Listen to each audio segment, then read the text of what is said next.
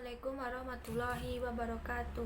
Perkenalkan, nama saya Atika Rama Edward, NIM 20086157 dari Prodi Penjaskesrek. Pada kesempatan ini saya akan menyampaikan materi tentang pengertian, ruang lingkup, dan sejarah dari filsafat olahraga. 1. Pengertian dari filsafat olahraga. Filsafat olahraga adalah suatu pemikiran yang terjadi keterlibatan aktivitas dalam olahraga. Filsafat olahraga juga merupakan ilmu yang menyelidiki hakikat olahraga aktif yang berkenaan dengan seluk-beluk gerak dalam olahraga. Istilah kata filsafat berasal dari bahasa Yunani yaitu filosofia. Seiring berjalannya waktu atau zaman, filsafat muncul dalam berbagai bahasa, yaitu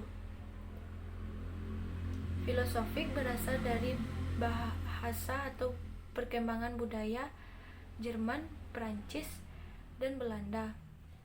Filosofi berasal dari bahasa Inggris, dan filosofia berasal dari bahasa Latin, dan falsafah berasal dari bahasa Arab. 2. Ruang lingkup filsafat olahraga. Ruang lingkup filsafat olahraga dibagi menjadi dua. 1. Objek material filsafat. 2. Objek formal filsafat.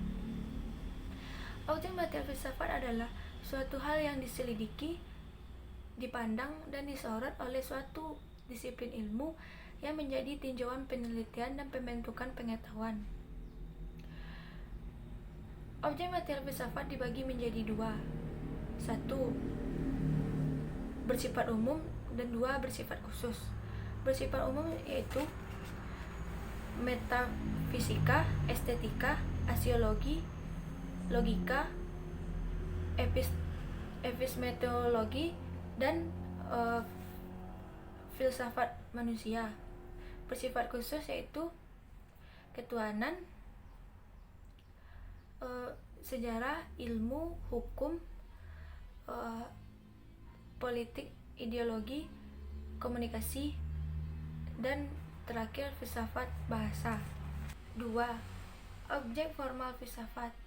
Objek formal filsafat adalah sudut pandang yang ditujukan oleh bahan dan penelitian atau pembentukan pengetahuan itu.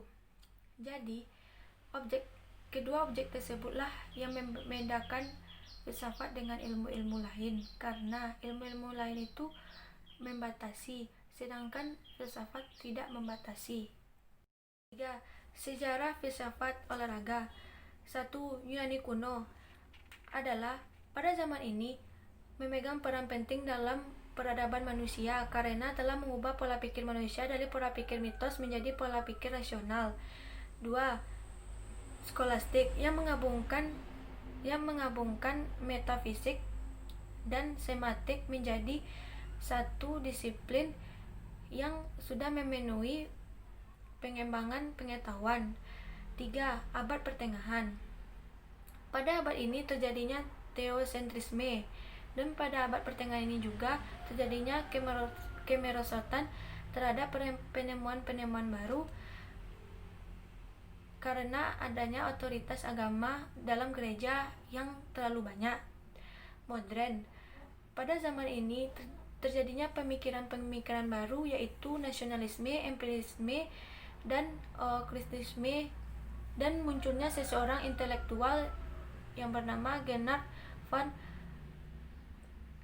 van Komona yang menyalin buku Ibnu Sina. 5. Kontemporer. Pada zaman ini tugas filsafat hanya memecahkan persoalan yang ditimbulkan oleh ketidaksepahaman dengan bahasa logika. Sekian dari penjelasan materi yang dapat saya sampaikan. Kalau ada salah dan janggalnya mohon diperbanyak maaf. Saya sudahi dengan Assalamualaikum warahmatullahi wabarakatuh.